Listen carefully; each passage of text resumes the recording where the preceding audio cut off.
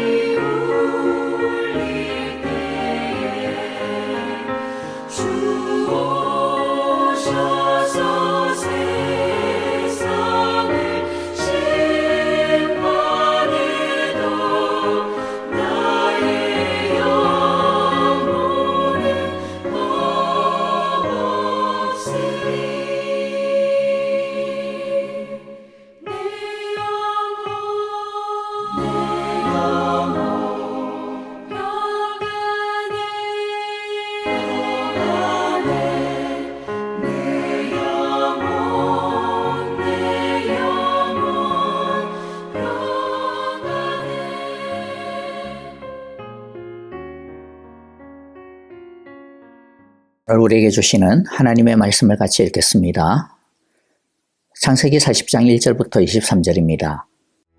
그 후에 애굽 왕의 술 맡은 자와 떡 굽는 자가 그들의 주인 애굽 왕에게 범죄한지라. 바로가 그 두 관원장 곧 술 맡은 관원장과 떡 굽는 관원장에게 노하여 그들을 친위 대장의 집안에 있는 옥에 가두니 곧 요셉이 갇힌 곳이라. 친위 대장이 요셉에게 그들을 수종들게 하매 요셉이 그들을 섬겼더라. 그들이 갇힌 지 여러 날이라. 옥에 갇힌 애굽왕의 술 맡은 자와 떡 굽는 자 두 사람이 하룻밤에 꿈을 꾸니 각기 그 내용이 다르더라. 아침에 요셉이 들어가 보니 그들에게 근심의 빛이 있는지라. 요셉이 그 주인의 집에 자기와 함께 갇힌 바로의 신하들에게 묻되 어찌하여 오늘 당신들의 얼굴에 근심의 빛이 있나이까? 우리가 꿈을 꾸었으나 이를 해석할 자가 없도다. 해석은 하나님께 있지 아니하니니까 청하건대 내게 이르소서. 술 맡은 관원장이 그의 꿈을 요셉에게 말하여 이르되 내가 꿈에 보니 내 앞에 포도나무가 있는데 그 나무에 세 가지가 있고 싹이 나서 꽃이 피고 포도송이가 익었고 내 손에 바로의 잔이 있기로 내가 포도를 따서 그 즙을 바로의 잔에 짜서 그 잔을 바로의 손에 들여놓으라. 그 해석이 이러하니 세 가지는 사흘이라. 지금부터 사흘 안에 바로가 당신의 머리를 들고 당신의 전직을 회복시키리니 당신이 그 전에 술 맡은 자가 되었을 때 하던 것 같이 바로의 잔을 그의 손에 드리게 되리이다. 당신이 잘 되시거든 나를 생각하고 내게 은혜를 베풀어서 내 사정을 바로에게 아뢰어 이 집에서 나를 건져주소서. 나는 히브리 땅에서 끌려온 자요 여기서도 옥에 갇힐 일은 행하지 아니하였나이다. 떡 굽는 관원장이 그 해석이 좋은 것을 보고 요셉에게 이르되 나도 꿈에 보니 흰떡 세 광주리가 내 머리에 있고 맨 윗광주리에 바로를 위하여 만든 각종 구운 음식이 있는데 새들이 내 머리의 광주리에서 그것을 먹더라. 그 해석은 이러하니 새 광주리는 사흘이라. 지금부터 사흘 안에 바로가 당신의 머리를 들고 당신을 나무에 달리니 새들이 당신의 고기를 뜯어 먹으리이다. 하더니 제3일은 바로의 생일이라. 바로가 그의 모든 신하를 위하여 잔치를 베풀 때에 술 맡은 관원장과 떡 굽는 관원장에게 그의 신하들 중에 머리를 들게 하니라. 바로의 술 맡은 관원장은 전직을 회복하매 그가 잔을 바로의 손에 받들어 드렸고 떡 굽는 관원장은 매달리니 요셉이 그들에게 해석함과 같이 되었으나 술 맡은 관원장이 요셉을 기억하지 못하고 그를 잊었더라. 잠시 요약을 하면요. 하루는 요셉이 갇혀있는 감옥에 두 명의 고관이 죄수로 들어옵니다. 한 사람은 바로의 술을 책임지고 있던 사람이고 다른 한 사람은 빵을 책임지고 있던 사람입니다. 술과 빵을 올리는 사람이라고 해서 별것 아니라고 생각하면 안 되고요. 요새 말로 말하면 백악관의 대통령 수석 보좌관 정도의 최고위급 관리입니다. 옛날의 왕들은 다른 사람들이 언제 자기를 독살할지 모른다고 생각했기 때문에 또 실제로 그런 일들이 비일비재했고요. 그래서 진짜 자신이 신임하는 사람에게 자신의 음식이나 술이나 잠자리를 맡겼기 때문이죠. 그런데 이 두 시종장이 무언가 왕에게 미움을 살 만한 잘못을 저지르고 감옥에 들어오게 됩니다. 그런데 이 두 사람이 어느 날 동시에 의미심장한 꿈을 꾸고 나서 깊은 신음에 빠지죠. 보통 꿈이 아니라고 하는 것을 직감적으로 느꼈습니다. 하루는 요셉이 이들이 지내는 감방에 들어갔다가 두 사람의 표정이 심상치 않은 것을 보고 이유를 묻습니다. 보통 때 같으면 그들도 보지도 않았겠지만 너무나도 답답했기 때문에 이들은 요셉에게 꿈을 말합니다. 그 꿈을 듣고서 요셉은 아주 구체적으로 명확하게 꿈을 해석해 줍니다. 그리고 요셉의 해몽대로 사흘 만에 요셉의 해석대로 두 사람은 그 꿈대로 현실에서 실현이 됩니다. 자, 오늘 이 말씀을 통해서 하나님께서 왜 요셉의 감옥에 갇혀있는 이 두 고위관리에게 이런 특별한 꿈을 주셨고 또 그 꿈의 해석이 우리에게 주는 의미가 무엇인지 간략하게 좀 살펴보려고 합니다. 먼저 꿈과 계시와의 관계에 대해서 좀 말씀을 드릴 필요가 있을 것 같아요. 오늘날 꿈은 인간의 강박적인 자극에 의한 것이라고 하는 그러한 이해의 일반적인 동의가 있습니다.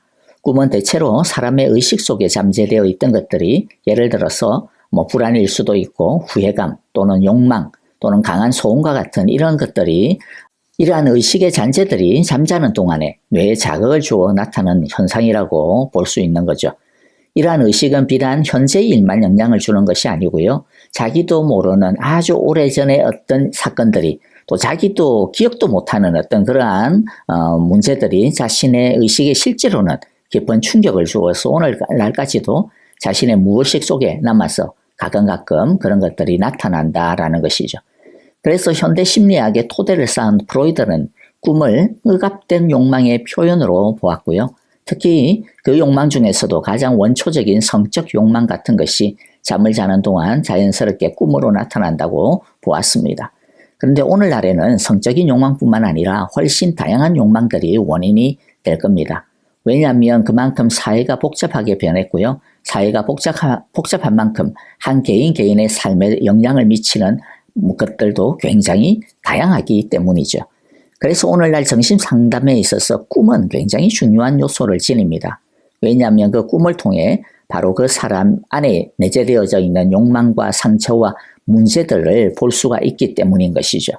자, 그런데 하나님은 구약 시절에 어떤 특별한 사람들의 어떤 특별한 꿈을 이용해서 하나님의 구원사적인 계시를 종종 나타내시곤 했습니다. 잘 기억하십시오. 모든 사람의 꿈이 아닙니다. 어떤 특별한 사람의 어떤 특별한 꿈을 말합니다.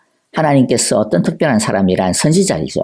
하나님께서는 선지자들의 어떤 특별한 꿈을 통해 종종 계시해 주셨습니다.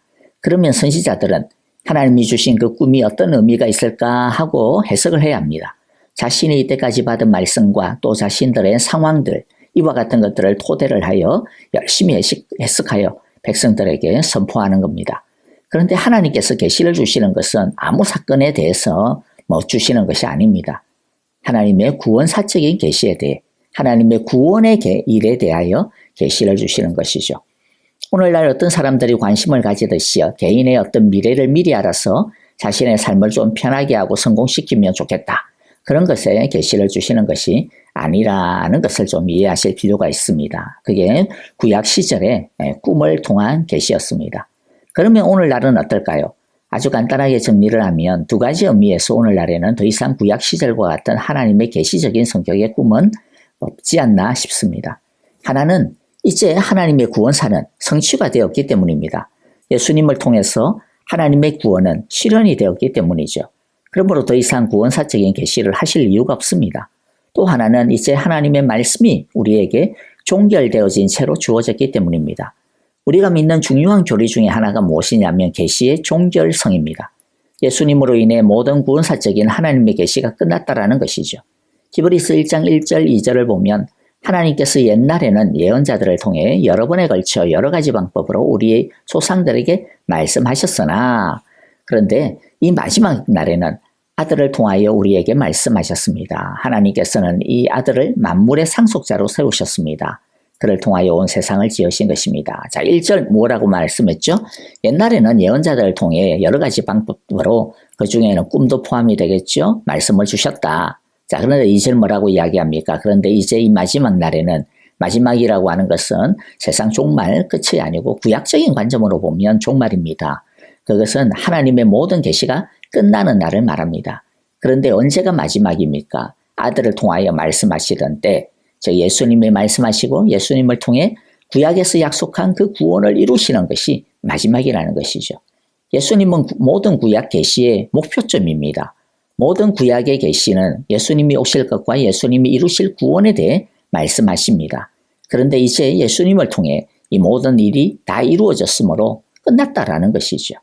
그리고 요한계시록 22장 18절 19절을 보면 나는 이 책에 기록한 예언의 말씀을 듣는 모든 사람에게 증언합니다.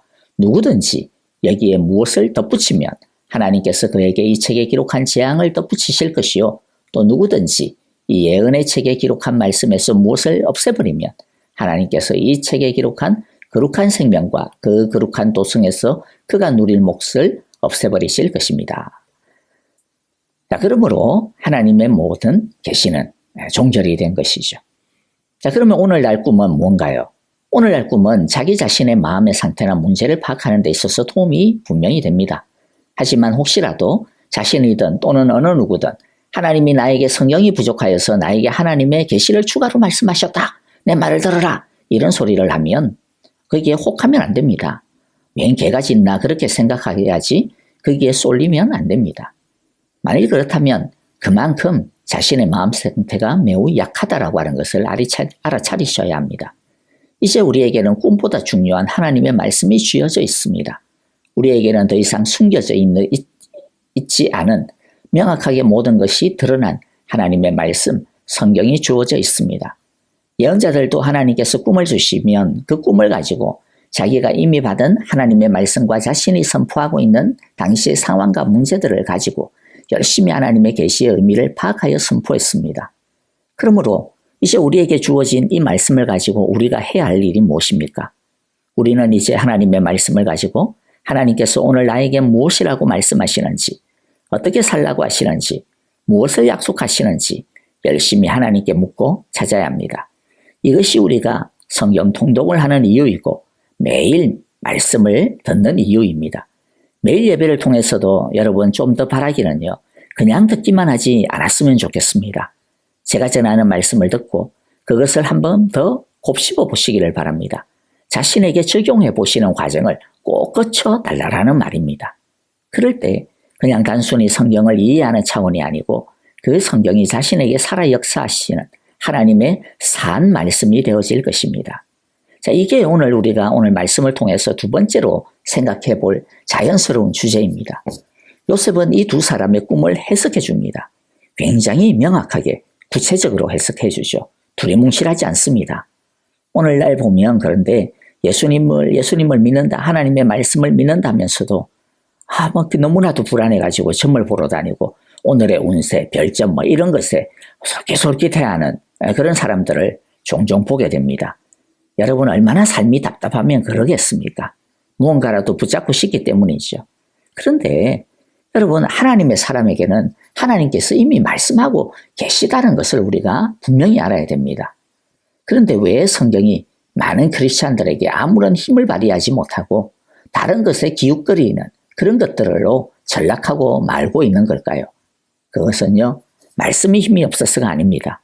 말씀을 자신의 삶에 구체적으로 적용하는 훈련이 안 되어 있기 때문입니다. 보기만 하고 듣기만 하기 때문입니다. 요셉이 이 두 사람의 꿈을 아주 명확하고 구체적으로 해석을 해주는데요. 요새 점쟁이나 꿈 해몽하고는 차원이 달라요. 두리뭉실한 게 없습니다.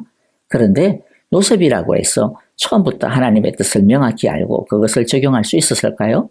아닙니다. 요셉이라고 해서 모든 것들을 다 그렇게 해석할까요? 아닙니다. 요셉은 지금 자신의 꿈도 정확하게 해석을 하고 있지 못한 상태입니다. 그러나 조금씩 그 꿈과 하나님의 말씀을 하나하나씩 맞물리는 훈련을 통하여서 조금씩 하나님의 그 말씀을 해석하는 훈련을 하고 있는 것입니다. 8절에 보면 그들이 그에게 대답하였다. 우리가 꿈을 꾸었는데 해몽할 사람이 없어서 우리가 이렇게 근심하고 있어. 그러자 요셉이 뭐라고 이야기합니까? 해몽은 하나님이 하시는 것 아닙니까? 나에게 말씀하여 보시기 바랍니다. 이렇게 말하는 이것은요. 요셉이 이런 것들을 한두 번 해본 거 아니라는 것이죠. 자기가 보니까 꿈의 해석 하나님 해주시던 것이라는 것이죠. 많은 사람들이 나는 왜 하나님의 말씀을 들어도 별로 깨달는 것이 없을까 하고 답답해하는데요. 우리가 분명히 오늘 알아야 되는 것은 하나님의 말씀은 그냥 해석하는 것이 아니라는 겁니다. 하나님의 말씀은 그냥 있다 보니까 어느 날 갑자기 하나님이 확 깨쳐가지고 나로 하여금 하나님의 말씀을 보게 하는 그런 신비한 능력을 확 쏟아부어 주시고 그런 것 아니라는 것이죠. 우리들이 그 말씀에 헌신해야 그 말씀이 우리에게 말씀하시는 것을 들을 수가 있습니다. 그 말씀을 헌신하는 훈련을 해야 됩니다. 그 하나님의 말씀에 자신을 걸고 그 말씀과 함께 인생 밑바닥까지 내려갈 때 비로소 말씀이 열리고 그 해석이 성취의 능력을 갖게 되는 것입니다. 오늘날 사람들이 결정적으로 어려운 순간에 하나님 자신에 대한 하나님의 구체적인 말씀을 듣고 싶어 하죠. 그런데 사람들은 하나님의 말씀을 듣고 싶어 하면서도 어떡합니까? 하나님의 말씀보다는 너무나도 다른 많은 소리에 더 많이 듣고 더 관심을 많이 기울여요. 이 사람이 이 소리하면 여기 끌려가고 저기서 저 다른 것을 보여주면 거기에 혹하고 하나님의 말씀을 놓지도 못하고 그런데 온갖 소리에 또 휘둘리며 이리저리 끌려다닙니다.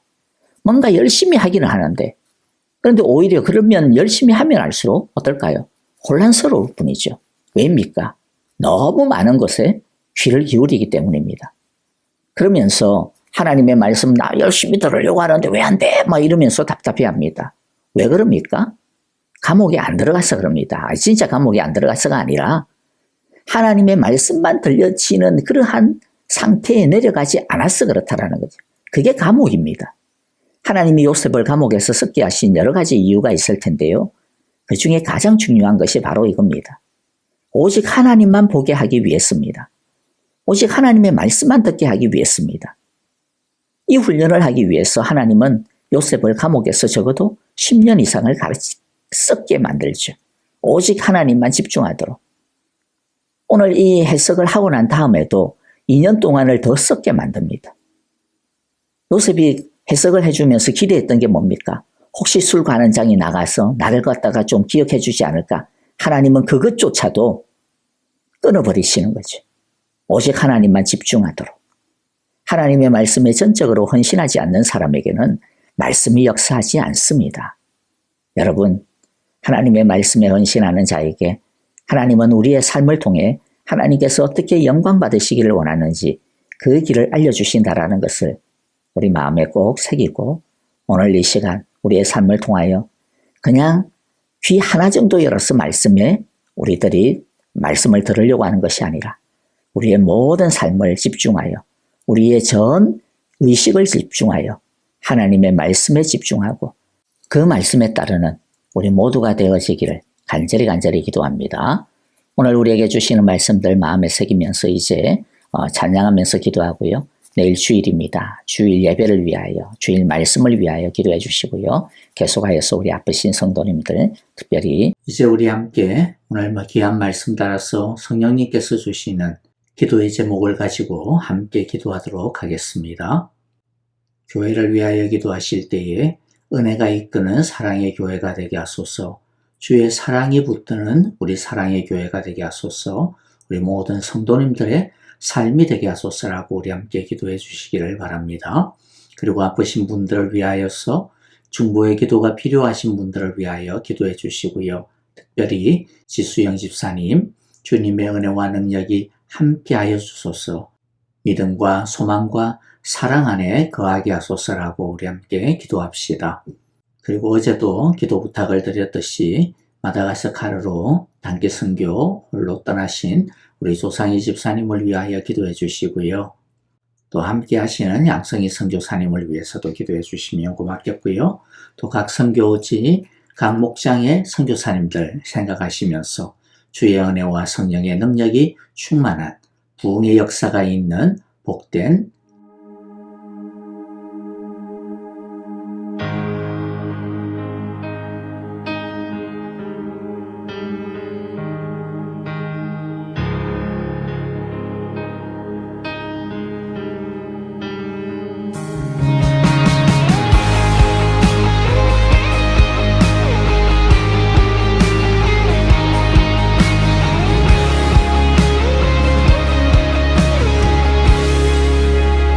어둠 속에 아무것도 보이지 않아도 주님의 약속을 잊을 때에도 주가 붙드시기에 버텨내는 삶, 주가 원하는 삶, 절망 중에 무엇 하나 들리지 않아도 예수의 능력이 힘이러가도 주의 자녀이기에 예배하는 삶, 주가 원하는 삶, 나는 일어섭니다. 더 이상 내 삶의 아픔이 아프게 두지 않겠습니다. 나는 예배합니다. 내게 약속하신 그 자리로 다시 한번 나아갑니다.